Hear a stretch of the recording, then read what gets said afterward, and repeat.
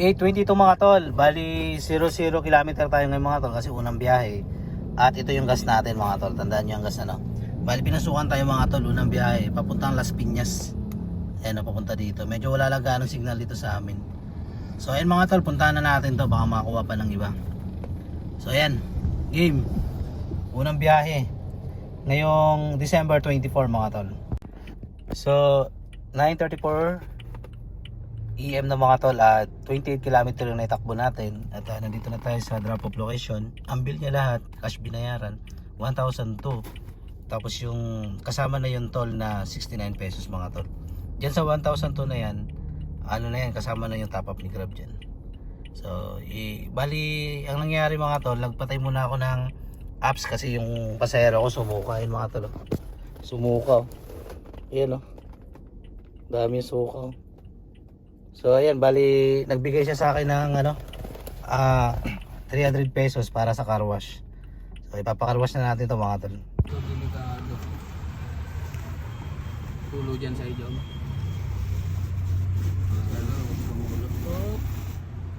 Dyan, Jom. Sakitan mo ya? Sige lang.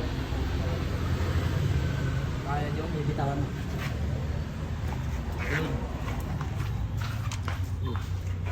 May suka na nga no? Babad muna natin to, sir. Sige sir.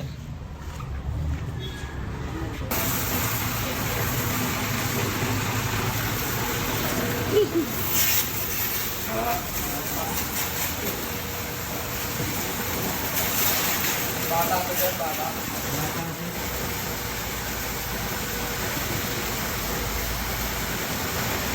So ay mga tol, nandito ako sa may car wash. Napacar wash ko na yung aking sasakyan mga tol. So napacar wash ko na mga tol. Bali 300 yung ginastos ko ngayon. Tapos naabala pa ako. Okay lang yan. Wala eh. Yung pasahero ko ano din eh, kaparehas ko lang din na mahirap. Kailangan naman pigain mo yun, singilin mo ng mahal yun. Sa abala mo eh, kawawa naman. 10:47 na mga tol, tayo di pa tayo napapasukan ng booking. Bali isang booking pa lang tayo. Ayun o, naka 1,140 na tayo mga tol, isang booking pa lang. Dahil meron tayo nakuwang incentive. So ayun, isa pa lang mga tol. Ayan. Bali breakdown natin, meron tayong incentive na 400 pesos mga tol. Kahapon yan, yung incentive ko kahapon, ngayon lang pumasok.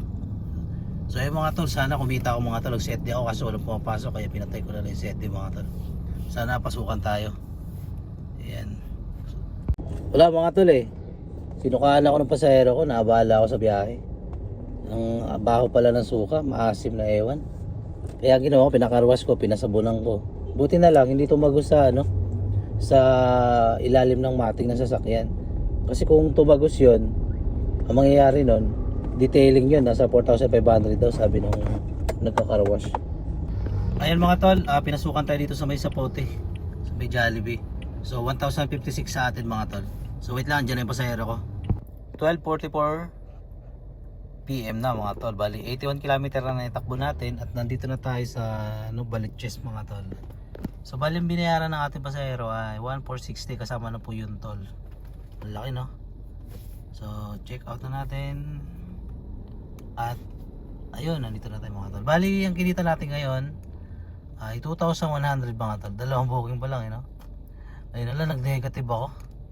Nag-negative ako mga tol, magta-top up lang ako. Hindi tayo papasukan ng booking kapag ganyan eh. Magta-top up tayo. Wait lang ha. Top up tayo mga tol. Top up tayo. May 7,000 ako eh. Ayan. Wait lang, tuturuan ko kayo paano mag-top up para makita nyo mga tol. Ayan. Nawala yung mahirapan kasi tayo pasukan ng booking pagka ganyan eh. Aba, may 300 na. Okay na mga tol, may 300 na pumasok. Kanina nag-negative siya no?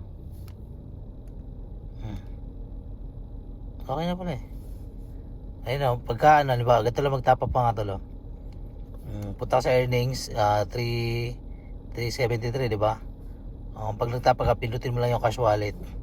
Tapos top up. Grabe. Type, ilagay nyo na dyan. Halimbawa, 100. Wala namang bayad dyan mga tol. So ayun, nalagdagan na yung top up natin. Yun. Abang-abang tayo na pasahero mga tol. Sana pasukan tayo. Habang nandito tayo ngayon, gagapang na ako dyan. Pababa. Makakakuha ko dyan mga tol. Basta ang gagawin ko na lang, magsiset destination na lang ako mga tol. Set destination tayo ng Kalamba. Yun. So ayun lang mga tol.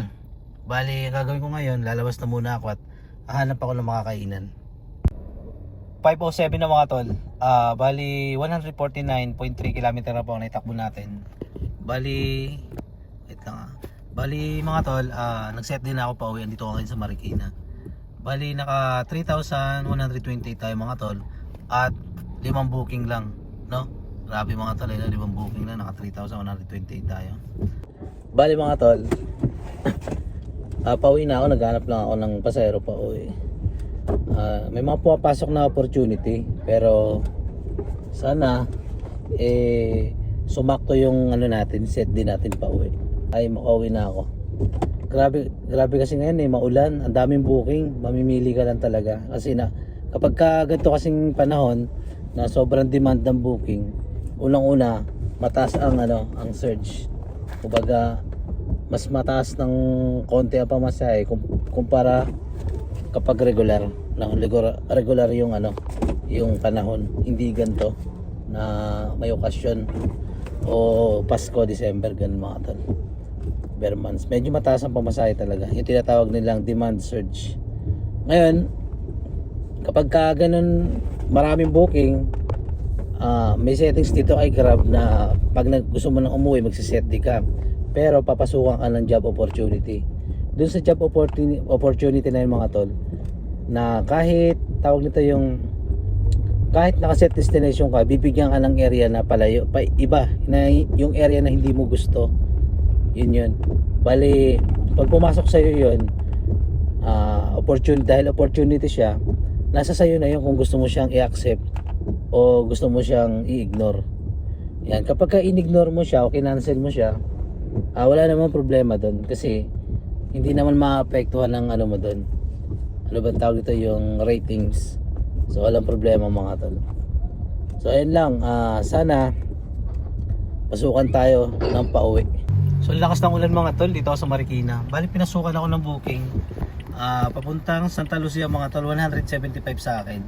Okay na yan, at least medyo palapit na sa area na gusto kong puntahan o pauwi. So ayun mga tol, umuwi ako dito dito. Tapos yung ida-drop ko dito sa may Santa Lucia mga tol, Cainta. So okay na yan, punta na natin mga tol. Yan. Alam nyo ba, kapag maulan, napakalakas po ng booking. Paano ko nasabi? Yung iba kasi na mahilig mag-angkas o kaya move it, mas pinipili nila mag-grab na lang kasi nga maulan mababasa sila. Kaya kahit medyo labag sa kalooban nila na medyo mataas kasi ang pamasahe ng grab car kumpara sa move it, kinakaroon na lang nila kasi kaysa naman sa mabasa sila ng ulan. So yun lang mga tol. Ito, pipikapin ko na yung pasahero ko at sana pagdating dun sa drop off location makakuha pa tayo ng pasahero pa uwi. Ito na mga tol, nandito na tayo sa junction Santa Lucia mga tol. Dito tayo sa may gasolina, nakatambay tayo dito sa Clean Fuel. Bali nagpatay ako ng makina. Bali 5:42 na mga tol no. So bali nag-aantay ako ng pauwi dito mga tol. Tingnan natin, kita natin. So 3,300 mga tol. Ayun 3,303 kinita natin ngayon.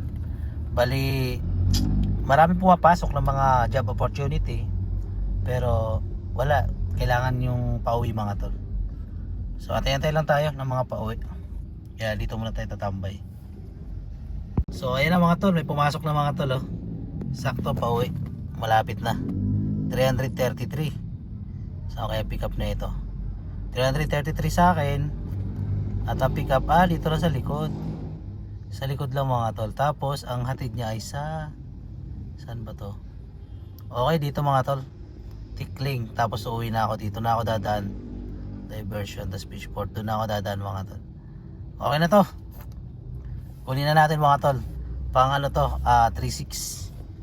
7:30 na mga tol at yung gas natin no. So bali magpapagas tayo mamaya mga tol. Bali ang kinita ko nga pala ngayon ay nasa 3,800 kasama na po incentive dyan mga tol. Bali 8 booking pero naka 3,800 tayo. Ngayon may pa-plus tayo dyan mga tol.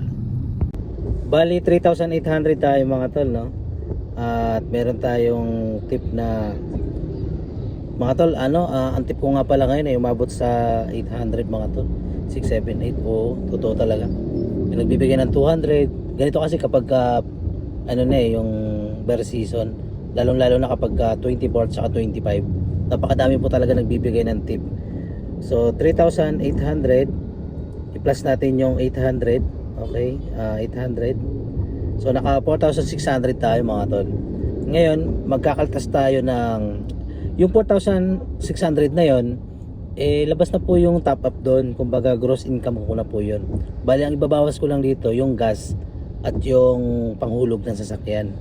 Bali ibabawas ko rito ay 2,000. Panghulog ng sasakyan 1,000. Yung 1,000 na yun kasama na po ang panghulog at pang maintenance. Tapos yung 1,000 naman gas.